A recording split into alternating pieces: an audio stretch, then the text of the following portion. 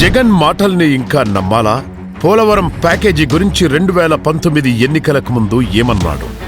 ఆ పోలవరం ప్రాజెక్టుకు సంబంధించిన నిర్వాసితులకు R&R ప్యాకేజీ సరిపోవడం లేదు అని చెప్పి ఆ రైతన్నలందరూ కూడా ఆవేదన చెందుతా ఉన్నప్పుడు ఆ రోజే చెప్తాను 10 లక్షల రూపాయలు చేస్తాము అని చెప్పి కూడా ఆ రోజే చెప్తాం 10 లక్షల రూపాయలు చేస్తాము అని చెప్పి కూడా ఆ రోజే చెప్తాం. పోలవరం నిర్వాసితులకు జగన్ ఇచ్చిన ఆ హామీ ఏమైంది? నోటిఫికేషన్ వచ్చింది అని అంటే ఖచ్చితంగా వాళ్ళు ఇస్తారు. ఈకోకుండా పోయే గత్యంతరం లేదు వాళ్ళకి. ఎందుకంటే కేంద్రమే ప్రింట్ కొట్టేది వాళ్ళే. వాళ్ళ దగ్గర డబ్బులు లేకపోతే ఇంకోటి దగ్గర డబ్బులు ఉంటాయి. వాళ్ళు నోటిఫికేషన్ ఇస్తే ఇచ్చేస్తారు.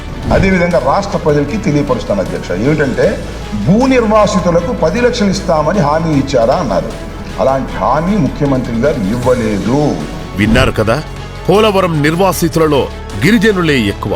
అటువంటి అమాయకులను మోసం చేసిన ఈ దగా కోరునే నమ్ముతారా? 2019లో చెప్పినవి చెయ్యనోడు 2024లో చెప్పేవి చేస్తాడా? ఇక చాలు జగన్. జరుగు జరుగు జరుగు జగన్, ఖాళీ చేయి కుర్చీ, జనరాజ్యం వస్తున్నది ఎన్నికల్లో గెలిచి.